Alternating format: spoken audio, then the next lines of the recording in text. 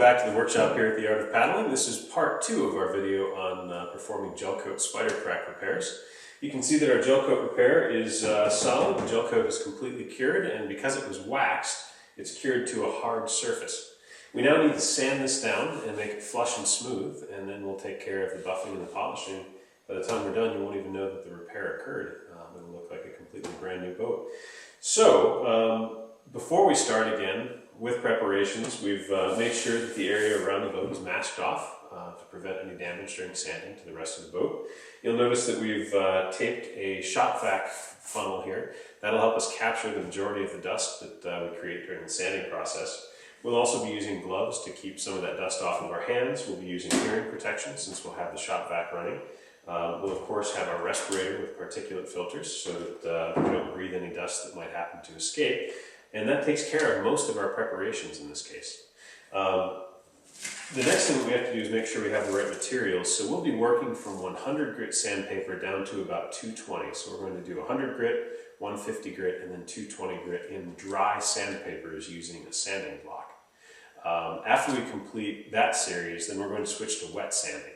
And we'll talk about that when we get there. Now, before we begin the sanding process itself, I just want to talk quickly about sanding and talk about the #1 mistake that people make when they sand a Gelcoat repair on a sea kayak. If you think about what sandpaper does, it's using the grit to scratch away material on the surface of the boat, right? So the first mistake that people make is they sand a really big area around the repair, and that actually damages Gelcoat that's perfectly good. When you're knocking down the Gelcoat and actually removing material, you're knocking down the repair that you've done and removing material, you really only want to sand that repair. It's not until you get into buffing, wet sanding, and polishing that you want to include the area around the repair that you're performing. So you can see right now we have this masked very tightly around the repair that we've done. One of the other common mistakes that people make when they're sanding a Gelcoat repair is they don't take into consideration how the sandpaper really works. The grit is scratching away material and making little fissures in the Gelcoat that you're sanding. So what that does is it creates peaks and valleys in the Gelcoat, right? But what they often do is they sand with a coarse grit of sandpaper until they can run their hand across the repair and they don't feel a ridge. If you've done that, what you've done is sand this down until the tops of those peaks are flush with the good Gelcoat that's to the side of the repair. And what that means is, as you come back at it with finer sandpaper and start to wear away these peaks so that everything is nice and flat and shiny, you've ended up creating a divot. So what you really want to do is sand until with a coarse grit sandpaper until there is still a slight mound. What you're doing is bringing the bottom of those valleys down so that those valleys are flush with your good sand or your good Gelcoat that's neighboring the repair. Then you come back with your finer grit sandpaper and start to wear away these peaks, and ultimately you end up with a shiny glossy finish that is just the bottoms of the valleys. So hopefully that makes sense. I don't have a great graphic or anything to show you with, but that's what we'll be doing today, is using coarse grit sandpaper to wear away the top of that repair. And I'll zoom in so that you can see a little bit more of that as I work. So let's get started.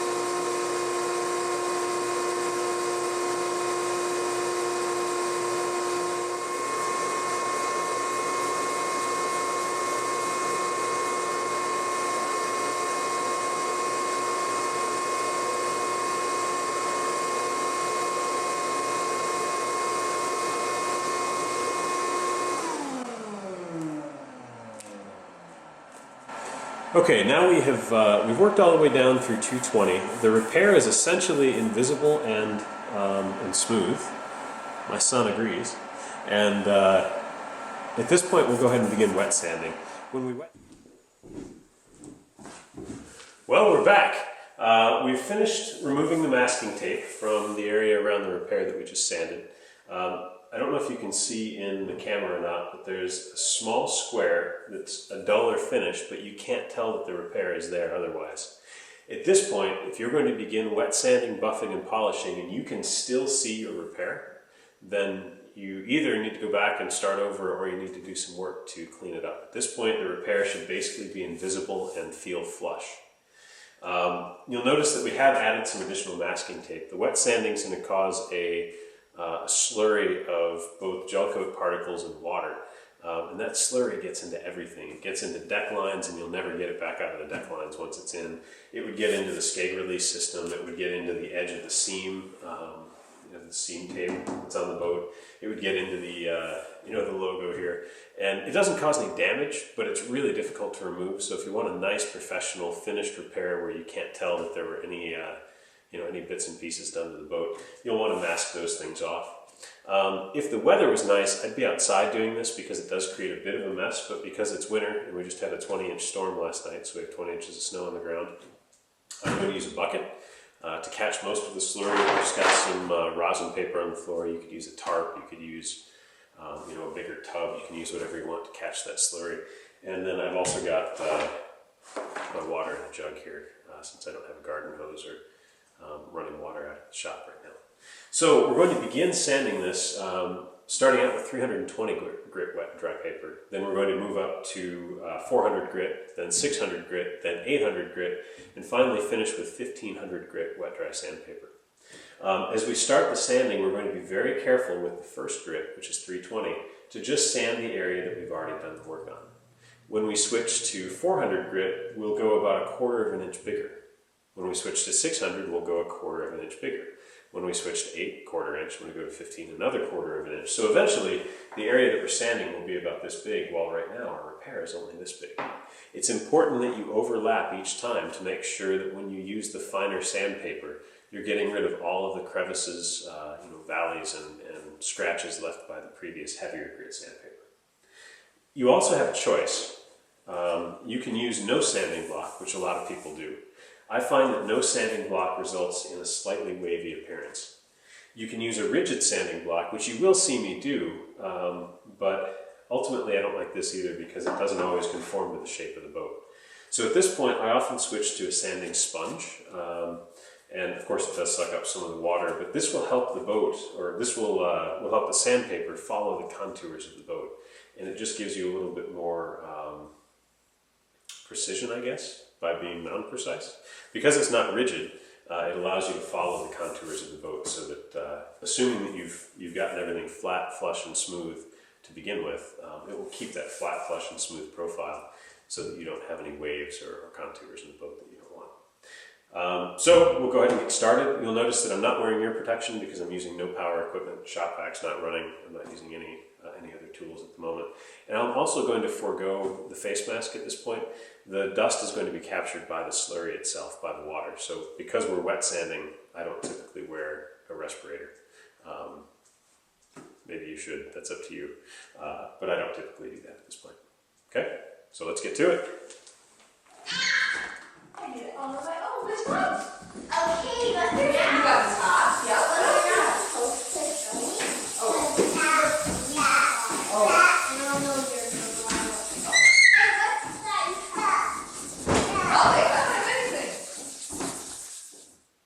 So we've finished our wet sanding and we're ready to begin buffing and polishing.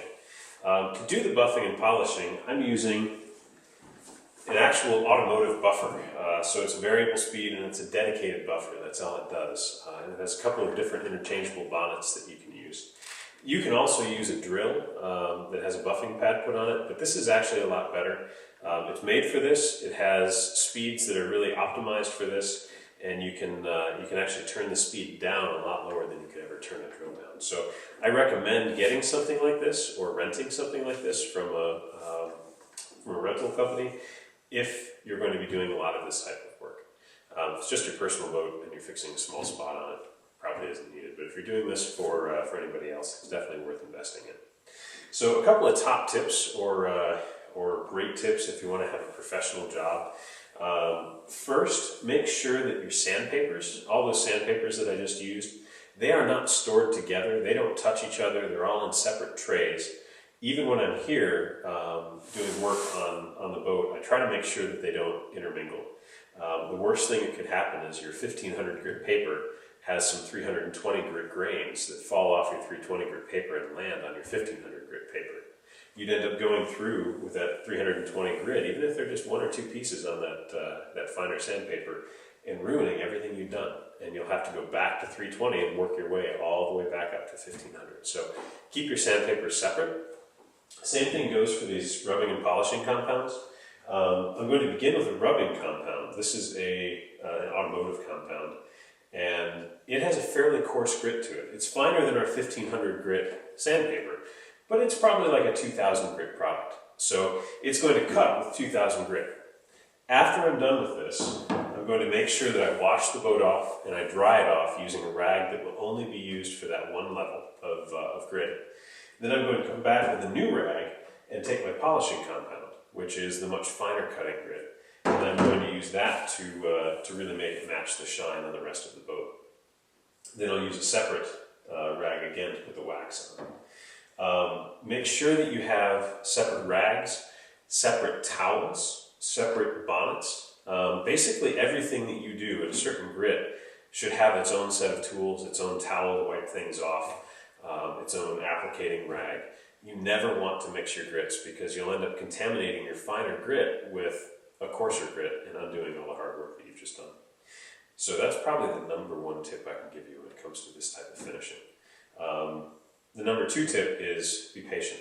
Don't try to rush it. When you rush it, that's when you get into trouble. Especially when you get down to these finer grits, you have to spend a lot of time working with those finer grits to cut away the previous coarser grit. So you might only spend 5 minutes sanding with your 100 grit sandpaper, but it's 6 or 7 minutes with your 150 grit, and then it's 10 minutes with your 220. And by the time you get to polishing like this, the final polishing job on a small repair like this with this final polishing compound, that's going to be a 15, maybe 20-minute polishing job to really make it perfect and get rid of all the swirl marks and make it absolutely flawless. So you have to be patient. A small repair like this, pretty quick and easy to grind, very quick and easy to apply the gel coat.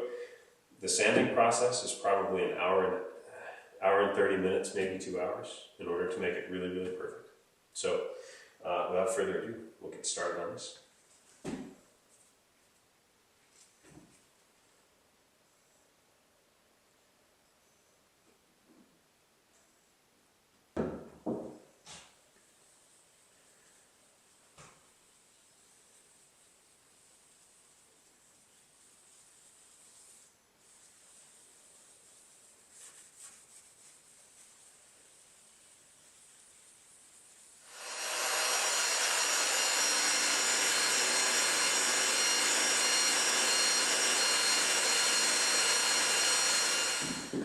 Okay, at this point I've switched to my polishing bonnet, and we're using a polishing compound now.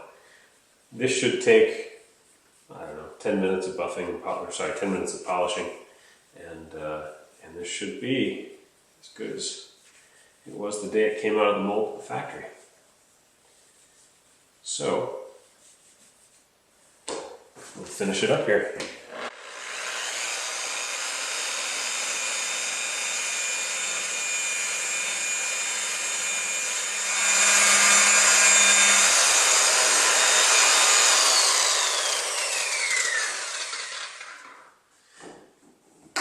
Okay, I think that we are just about done with this repair. I'm going to wipe it down really quickly, pull off all of the masking, and then put a little car polish on it to protect it, and then we'll get a good close-up and see what you think. Well, I think that's it. We've applied the final coat of wax, and our spider crack gel coat is complete, back to a factory level of finish. So, hopefully that gives you the tools that you need and the knowledge that you need to do this on your own. The one piece that you definitely need to be careful of, the only thing that could really hurt you or damage you in this whole process, is using the resins and the methyl ethyl ketone peroxide hardeners. None of that stuff is good stuff for you. It's all very nasty. So if you haven't used it before, find somebody who has, follow the proper precautions when you're using it, and be careful with that stuff. Otherwise, I'll look forward to seeing you and your flawlessly repaired boats on the water this summer. Thanks.